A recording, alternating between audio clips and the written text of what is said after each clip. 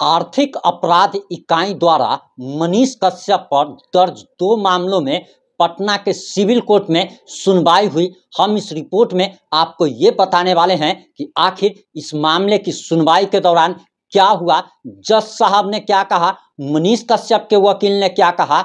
वहीं इस रिपोर्ट में हम आपको ये भी बताने वाले हैं कि मनीष कश्यप के एक विरोधी को किस लड़की ने चप्पलों से पीट दिया। आखिर वो व्यक्ति कौन है जो मनीष कश्यप का विरोधी है, जिसे एक लड़की ने सरेराह सड़क पर चप्पल से पीट दिया। और तमाम बातें इस 4 से 5 मिनट की रिपोर्ट में हम आपको बताने आए हैं।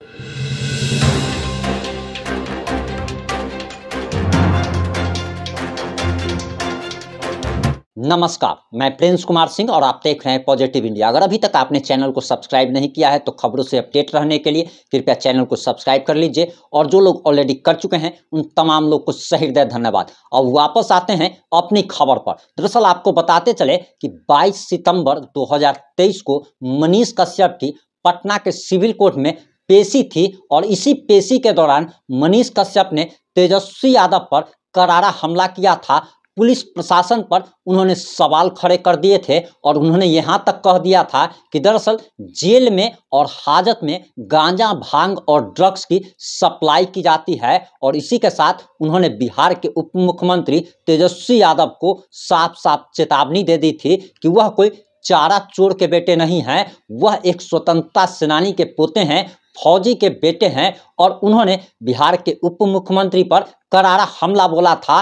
और इसके बाद पुलिस प्रशासन हरकत में आया था और 4 पुलिसकर्मियों को सस्पेंड कर दिया गया था जो कि मनीष कश्यप की सुरक्षा में तैनात थे। लेकिन वहीं आपको बताते चले कि इसके बाद मनीष कश्यप पर काफी सारे प्रतिबंध तक लगा दिए गए और मनीष कश्यप की अब कोर्ट में पेशी शारीरिक रूप से नहीं होती है बल्कि वीडियो कॉन्फ्रेंसिंग के जरिए उनकी पेशी होती है। और आपको बताते चले कि 16 अक्टूबर 2023 को पटना के सिविल कोर्ट में आर्थिक अपराध इकाई द्वारा दर्ज 2 मामलों में मनीष कश्यप के वकील राधा रमन ने दरअसल बेल पिटीशन दायर किया था। और बेल पिटीशन जो दायर किया गया था 16 अक्टूबर 2023 को, इसकी सुनवाई 19 अक्टूबर 2023 को हुई। वहीं आपको बताते चले कि दरअसल 19 अक्टूबर 2023 को पटना के सिविल कोर्ट में मनीष कश्यप के बेल को लेकर जो पिटीशन डाली गई थी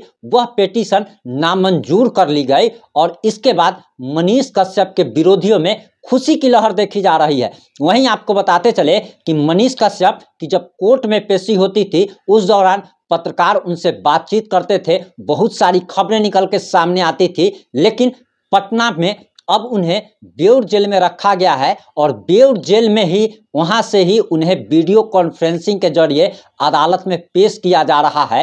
ये कुछ वैसे ही बात हो गई कि जब मनीष कश्यप तमिलनाडु के जेल में थे तो खबरें बाहर निकल कर आना काफी मुश्किल हो रहा था। ठीक वही स्थिति पटना के बेउर जेल में बंद होने के बावजूद भी आ रही है।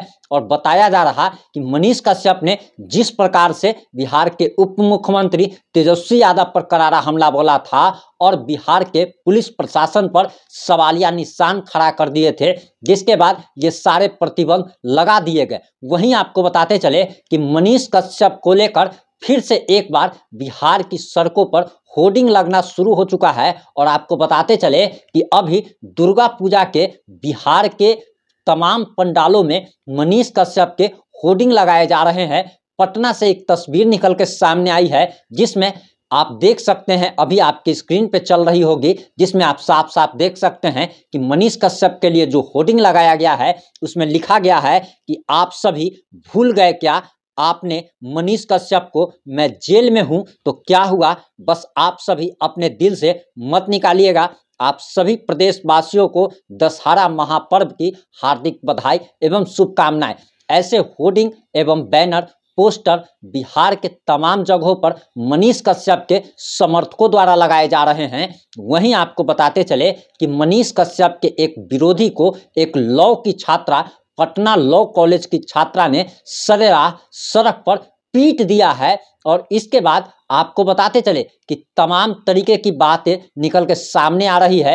वहीं आपको बता दें कि दरअसल पटना लॉ कॉलेज की छात्रा जिसका नाम रूपम बताया जा रहा है, इसने बिहार के सबसे मोस्ट वांटेड यानी कि कुख्यात जातिवादी यूट्यूबर विकास राज, जिसको कि एक्सपोज मीडिया जो कि चलाता था और जिसका यूट्यूब चैनल किसी वजह से उड़ गया, उसने मनीष कश्यप पर तमाम तरीके के गलत आरोप लगाए थे। मनीष कश्यप ने आयांश मामले में जो चंदा इकट्ठा किया था उस पर भी गलत आरोप लगाए गए थे और ऐसा कहा जा रहा है कि विकास राज जो कि एक्सपोज मीडिया चलाता था, ये मनीष कश्यप को गाली दे करके आगे बढ़ा था। अब उसकी एक लॉ कॉलेज की छात्रा से लड़ाई हो जाती है। वो वीडियो सोशल मीडिया पर काफ़ी वायरल बताया जा रहा है, जिसमें लॉ कॉलेज की छात्रा ने दरअसल विकास राज को सरेराह पीट दिया। और ये विकास राज कोई पहली बार पीटा नहीं गया है, इसके बावजूद भी ये थेथर, इसको लोग कह रहे हैं कि ये थेथर है कि मार खा लेता है उसके बाद शरीर झाड़ करके चल देता है और थेथरोलॉजी बतियाता है। इसी तरीके से आपको बताते चले कि दरअसल मनीष कश्यप पर एक व्यक्ति और उसका दुश्मन है, जिसने गुजरात से बिहार आकर के मनीष कश्यप पर एफआईआर दर्ज करवाई थी। आर्थिक अपराध इकाई ने यह मामला दर्ज किया था और वो व्यक्ति, उस व्यक्ति का नाम निशांत वर्मा है, वह भी मनीष कश्यप पर लगातार हमलावर होता रहा और उनके पिता पर एक, आप कह सकते हैं कि अमर्यादित टिप्पणी की थी। अब जिसके खिलाफ मनीष कश्यप के वकील निशांत वर्मा पर केस करने की तैयारी कर रहे हैं, लेकिन आपको बताते चले कि मनीष कश्यप के वकील राधा रमन ने पटना के सिविल कोर्ट में मनीष कश्यप पर दर्ज 2 मामलों में, जो कि आर्थिक अपराध इकाई ने दर्ज किया था,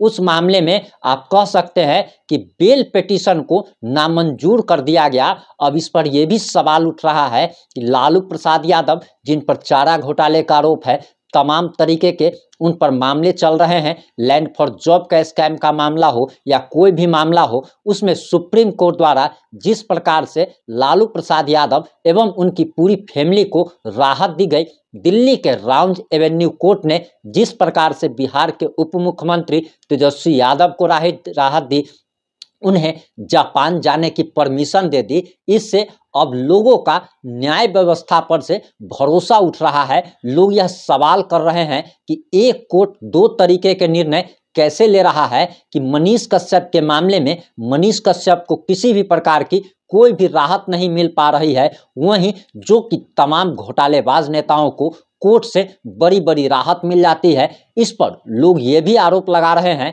कि दरअसल कोर्ट हो या पुलिस प्रशासन हो, ये सिर्फ और सिर्फ पैसे वालों की सुनता है, गरीब लोगों को कहीं पे भी न्याय मिलना काफ़ी मुश्किल है। वहीं हमारी इस मामले पर नज़र बनी हुई है और जैसे ही किसी भी मामले में कोई भी नया अपडेट आएगा हम आप लोगों तक जरूर पहुंचाएंगे। लेकिन आपको बताते चले कि जिस हिसाब से मनीष कश्यप पर प्रतिबंध लगाया गया, कोर्ट में आप कह सकते हैं कि फिजिकल अपीयरेंस के बदले में वीडियो कॉन्फ्रेंसिंग के जरिए सुनवाई हो रही है, उससे अब खबर बाहर निकलना भी काफ़ी मुश्किल होता है। हमने करण कश्यप से बात करने की कोशिश की, लेकिन उनसे संपर्क नहीं हो पाया। और आपको बताते चले कि जिस प्रकार से मनीष कश्यप के साथ भेदभाव किया जा रहा है, ये कहीं ना कहीं मनीष कश्यप के समर्थकों में भी एक उबाल आ रहा है। वहीं बहुत सारे लोग ये भी जानना चाहते हैं कि मनीष कश्यप कब तक जेल से बाहर आएंगे। तो आपको बताते चले कि मनीष कश्यप